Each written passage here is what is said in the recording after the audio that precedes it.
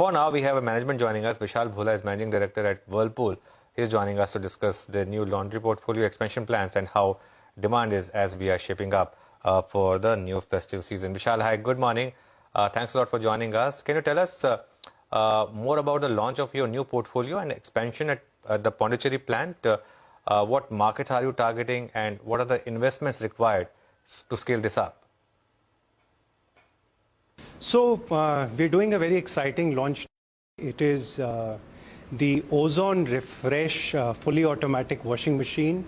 It's a segment where we've traditionally not been present, and therefore it gives us a huge opportunity to get into a segment which traditionally has been a white space for us. We have made an investment of about 115 crores in our Pondicherry plant. That's where we're going to make it. So that's the exciting news for the day. Okay. With the start of festivities, I'm sure you'll get a lot of demand as well. But what is the on-ground situation? Is there any inventory build-up? So it's actually, I wouldn't look at the total market as a whole. I would almost take a de-averaged view of the market. What we are clearly seeing is in the mid and premium segment, there is a lot of demand coming back. There are a lot of consumers who are not only coming back to the market, they're actually demanding products which have got higher capacities, more premium products. So the mid and the premium segment, we are seeing a lot of consumers come back. In the entry segment, I think consumers are still being a bit more choiceful around what they want and a bit more conscious in terms of the value which they are seeking out of what they buy. Vishal, there's a correction in input prices recently. What are the price hikes that you took in Q2, and are you looking at more sort of price hikes going forward? So we keep calibrating based on what we see in terms of commodity price increases. And in the last 1 year, we would have taken about a 6 to 10% price increase in terms of what we've not been able to absorb. So we, of course, look at all three ways, whether it is internal technical productivity measures, whether it is supplier negotiations, and if we're not able to mitigate all of that, look at price increases which we pass on to consumers. So in the past year or so, we would have taken about 6 to 10% price increases. Okay, 6 to 10% price increases. What is your market share now across categories? So our ambition, we are one of the top 3 players in the country, and that's our ambition going forward is to make sure that we are growing faster than the market. I anticipate the market to be growing at double digits for the next few years for sure. And our ambition is also to grow ahead of the market, and therefore we would be targeting double-digit growth, but ahead of what the market grows.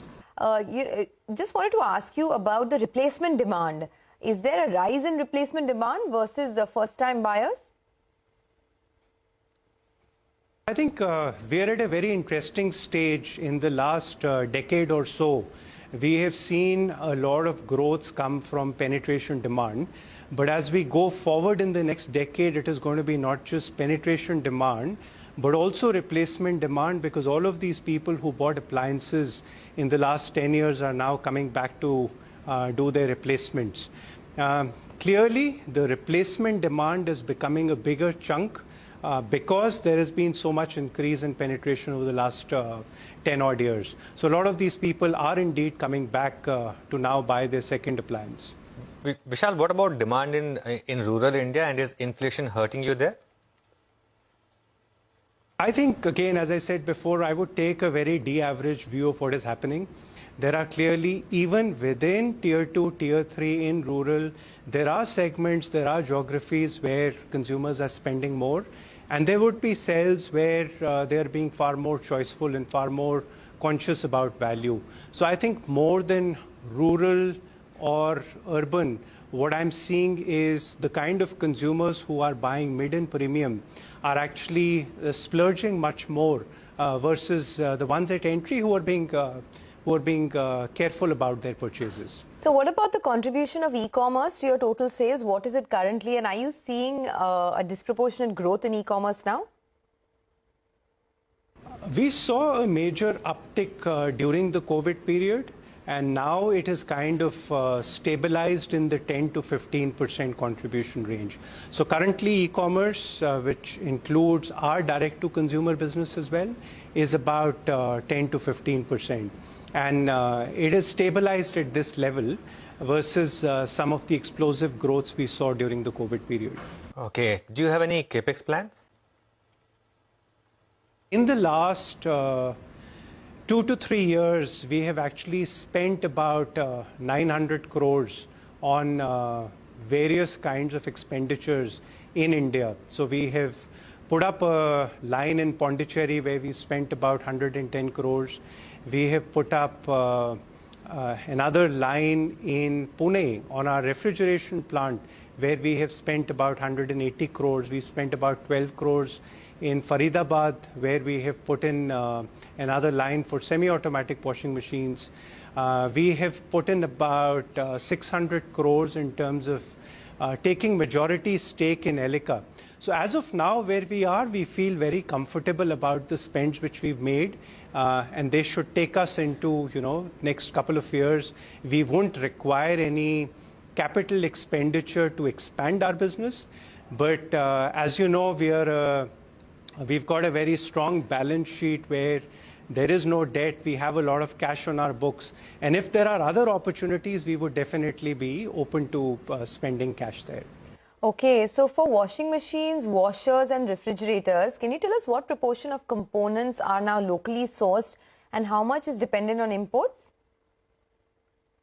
So about 70%, and I'm now averaging it out across the entire portfolio, about 70% would be local and 30% would be coming from outside. All right, Vishal, we'll leave it there today. Thanks a lot for joining us. Good talking to you. That's on Whirlpool.